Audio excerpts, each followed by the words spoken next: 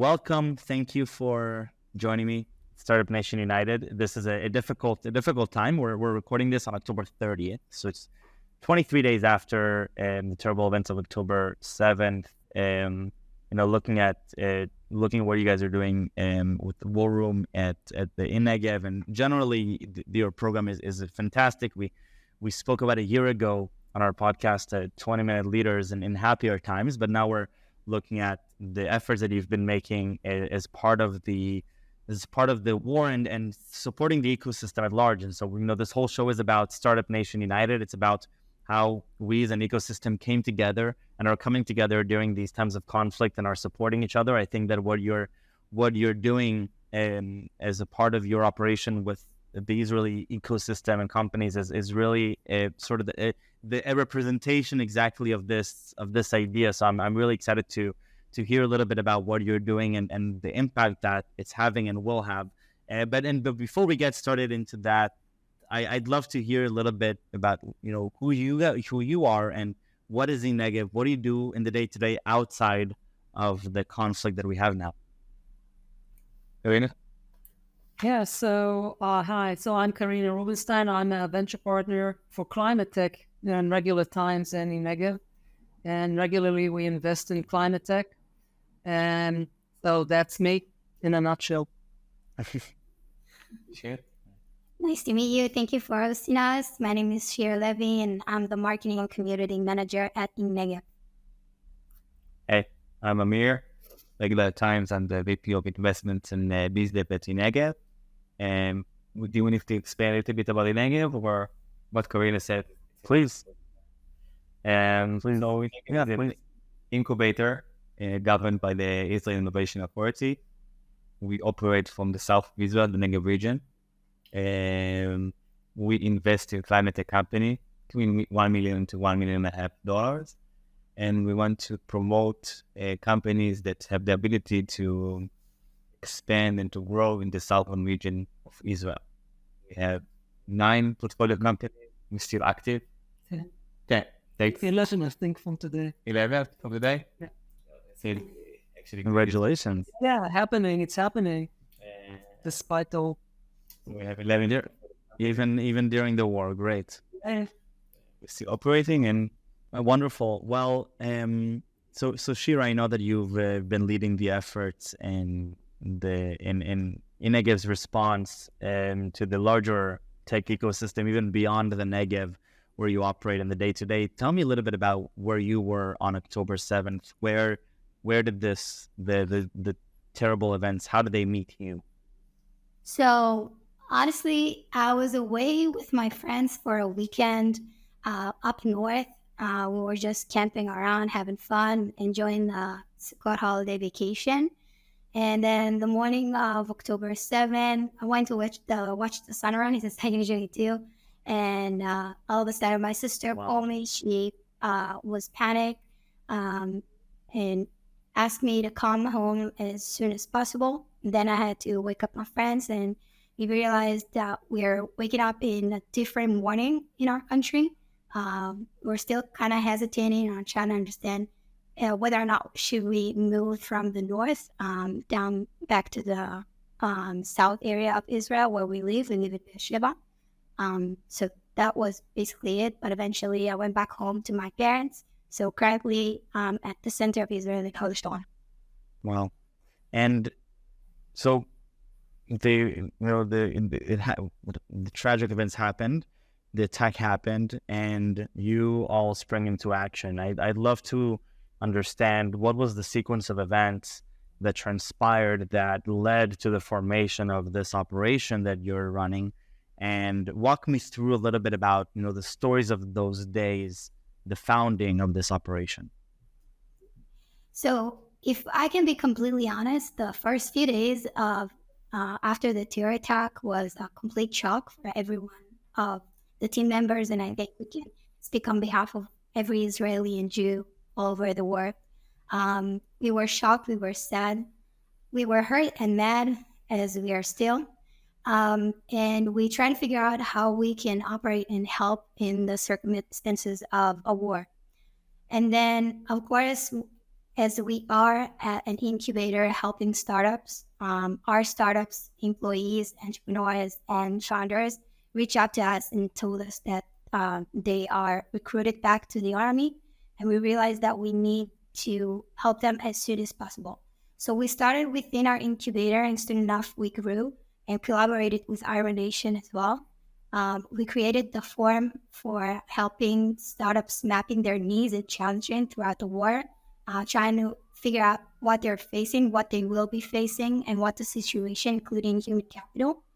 And then as soon as that started, we started marketing, honestly, and not in a very wide range of marketing, just around WhatsApp groups.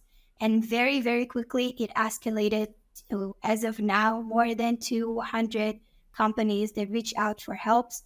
And that made us look at a more micro level view to understand that we cannot no longer view only on the InNegev ecosystem as we usually operate. And we have to elaborate and help and expand our help to every single startup, every single entrepreneur in the Israeli ecosystem to make sure every startup will maintain their momentum as soon as the war is done and over. And so what have been some of the requests, or what have you come to understand that entrepreneurs and startups are in need of, in a time like this? So most of the startups reach out to us with the challenge of funding and money, which is kind of obvious because of the rising in hesitancy that investors are kind of afraid to invest in a very risk region as it is right now in Israel. So most of them, I think the more than 90% of the requests is the help of gaining money, whether or not it's from VC or donations. But now as we operated the war room, we are guiding them to figure out other challenges. So startups can come to us, and they come up to us and basically bring more challenges as, for example, as the need of different place to work at because they're relocated from their home, the need for different human capital as most of their employees were recruited for the Army, the need of laptops and equipment in order to operate, and of course the need of mentoring and assistance in guidance one-on-one. And so how does this operation work? You mentioned before that you have different representatives who are assigned to different startups to really evaluate their needs and to be with them. How are you operationalizing this? Because obviously I imagine that you can't fulfill those requests yourself, right? How do you see this forming? Yeah, so it starts from a very easy application process in our form. And then our volunteer-based work room is basically every volunteer gets to be an account manager for a few startups. He or she learns the startup needs, goes over the one-pager, one-liner, understand their challenges, understand who are they facing, and then on a one-on-one conversation or a short meeting or email, they're gathering more challenges and getting to know better the things that they can help with the entrepreneurs at the end. And then the idea is basically to make sure that every single person that comes to our center will have a one-on-one guidance and mentorship throughout the whole process until we're done with the war, and furthermore after that, I assume. It's important to add also that we are looking. Yeah. No, we are looking beyond figuring out what they need right now as a mapping stage. But beyond that, we are, collaborating with whoever. So a lot of organizations, and investors and whatnot that can be of help in assistance. And also we do understand that, for us to deal with it exclusively, only us, would not have the impact on a national level.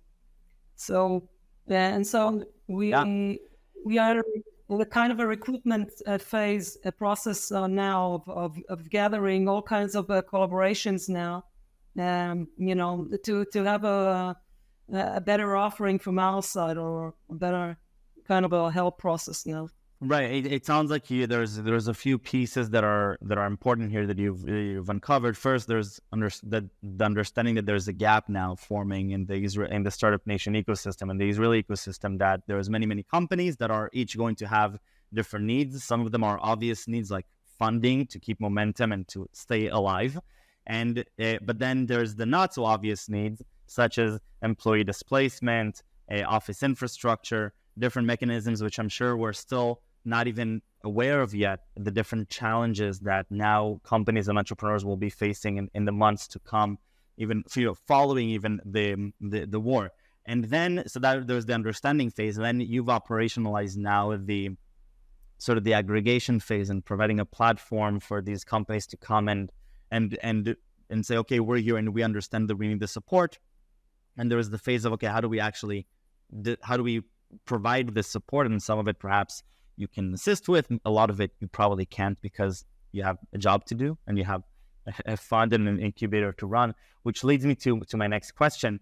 How does this play out with the fact that you're an organization, you have your own mandate, your own roles and responsibilities. The war is also affecting you, your families, your own group, yet you've been choosing to spend time and effort into this. Talk to me a little bit about how this is playing out as an organization now that you're choosing to dedicate time and resources to this. Why are you choosing to do this? And how does this align with what your day-to-day is like? Right? So to be honest, we are ecosystem players. And if we're looking at it at the macro level, we're looking at the day that will be after the war. And we want people to still have companies to go back to and jobs to get back to.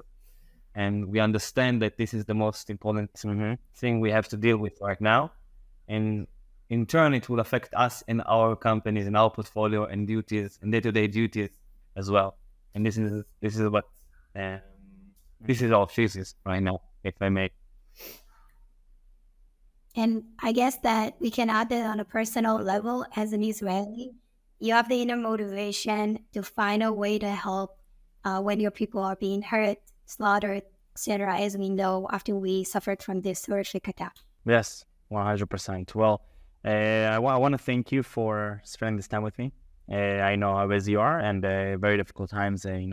We're recording this on October 30th, so just 23 days after the start of the war, and I'm looking forward to seeing the positive impact that you're making. And I think that the story of how you're bringing together you're engaging the ecosystem at large, and you're providing a platform for the members of this ecosystem to make those requests, and then to now engage other members of the ecosystem to provide the support. I imagine is going to be a big impact. And as an entrepreneur, I can obviously understand the different types of needs that we have during this time. And I think it's very cool how you take you're focused on the Negev, and you have your mandate and your focus area as an organization. But in light of what's happened, it seems like it was almost intuitive for all of you to expand beyond that for this mission, and to be a part of the larger ecosystem, which is really what we're trying to show here in this show. So thank you very much for joining me. Best of luck, and make a positive impact. And thank you very much. Thank you. Thank you for having us.